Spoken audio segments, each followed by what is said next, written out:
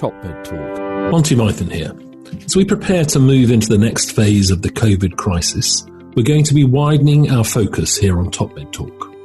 We will continue to deliver COVID-specific programs, but we all have a huge additional responsibility as we try to reboot normal services.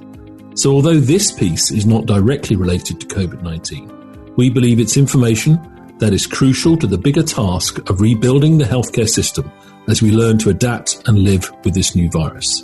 Thank you to our sponsors and to you, our listeners, for helping us to share this important information. Our next speaker is Charlotte Molenaar, who joins us from Holland, and she is going to be trainee surgeon, but currently doing her PhD, and is the coordinator for the International PREHAB trial, which she's going to tell you about today. Thank you. Thank you for the introduction. First of all, I would like to compliment the organization on this sold-out conference in this outstanding venue.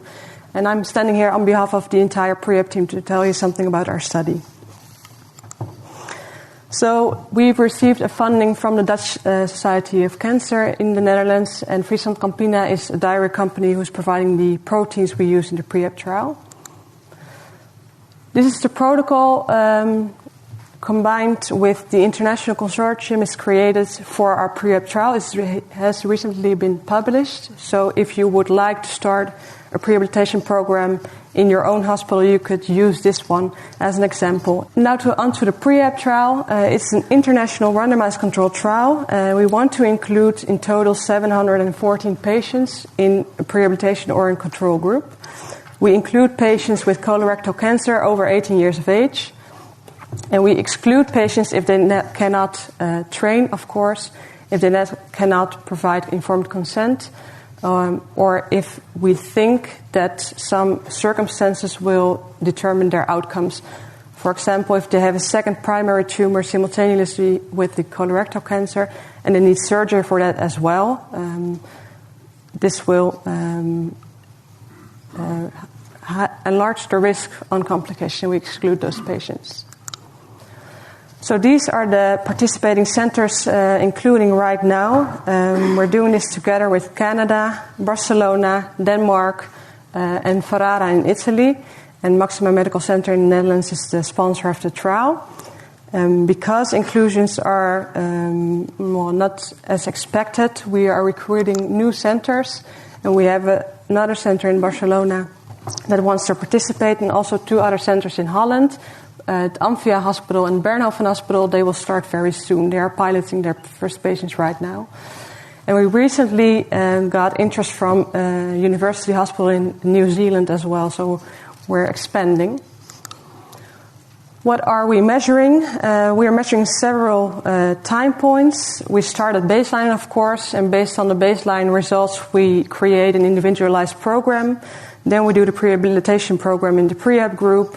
And after 4 weeks, we do another measurement just before operation.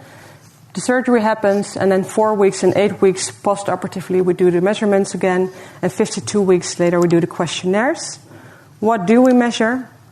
At baseline T1 and T2, we do the CPAT results. We also determine functional capacity with the 6-minute walk test, for instance, and strength parameters. We also determine nutritional status and body composition, and we provide questionnaires on the health-related quality of life, disability, and cost-effectiveness. So this is our multimodal prehabilitation program. It's a 4-pillar model. Well, actually, a 5th one is also as well.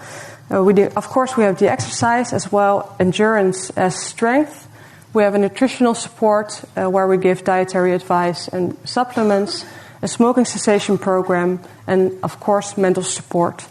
In case of the colorectal patients, we also optimize the patient by correcting anemia in advance of surgery. Exercise is in hospital 4 weeks before surgery, 3 times per week under supervision from the physiotherapist. Endurance and strength. Endurance is the high-intensity interval training based on the CPAT results at baseline. And strength is resistance training. And those are the following exercises we perform. And they are based on the 1 repetition maximum on baseline as well. We also advise the patients on home-based exercise training. That's a low to moderate intensity training. We advise the patients to perform at least 60 minutes of exercise daily. Then the nutritional support. We give dietary advice by our nutritionists based on the energy requirements and the intake of the patients. We also advise the patients to take 1.5 to 1.8 grams of kilograms proteins in their dietary. And we also provide supplements of 30 grams after training and 1 hour before going to sleep every day. Furthermore, we provide vitamin supplements, vitamin D, and multivitamins. The smoking cessation program is standard of care. We use that with nicotine replacement therapy and counseling. And of course, the mental support, we provide optimal information to the patients. We hope to empower the patients in their own process. We give breathing and relaxation techniques, and we refer to a medical psychologist if there are high scores on the anxiety or depression scale. What are our primary outcomes? They're quite similar to the Westfit trial. So we want to know the complication rate within 30 days postoperatively, and of course the functional capacity postoperatively in both groups. We look at patient-reported outcome measures with the questionnaires, functional capacity measured with CPAT results, nutritional status, length of hospital stay, compliance to the program, and whether or not we need to adjust the program, and of course cost effectiveness. So this is the inclusion rate. We started with the trial in July 2017. Right now we have 190 patients included, and because we were a bit behind of inclusion, because patients would not participate in the trial by the mentioned before rules, we are recruiting new centers right now. We don't wait for the results of this trial before we implement prehabilitation, because we all believe in it.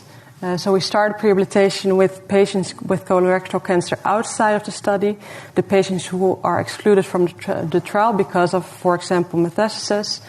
And we also just finished the protocol on prehabilitation in patients with non-small cell lung cancer. We will start on that very soon, I think August or September. Thank you very much. Top Med Talk. Nick Majerison here. Thanks for downloading Top Med Talk. Top Med Talk is the broadcasting arm of EBPOM, Evidence-Based Perioperative Medicine. EBPOM has been advocating perioperative medicine for many years now, using the traditional conference circuit, where people have attended meetings from all over the world and heard some of the latest information. However, in the face of the COVID crisis, EBPOM took a bold decision. We've transposed the entire conferencing experience into an online experience. Carbon-friendly conferencing. The latest information, the latest talks, the hottest experts, the most incisive analysis, and even the socialising. We've got it all covered as EBPOM goes virtual. Hot on the heels of the huge success of EBPOM 2020 live from London, we're now headed towards EBPOM Chicago. Come aboard and be part of one of the most exciting developments in medicine since the stethoscope. EBPOM Chicago. Get yourself to ebpom.org now and guarantee yourself a place at one of the most exciting conferences in the world.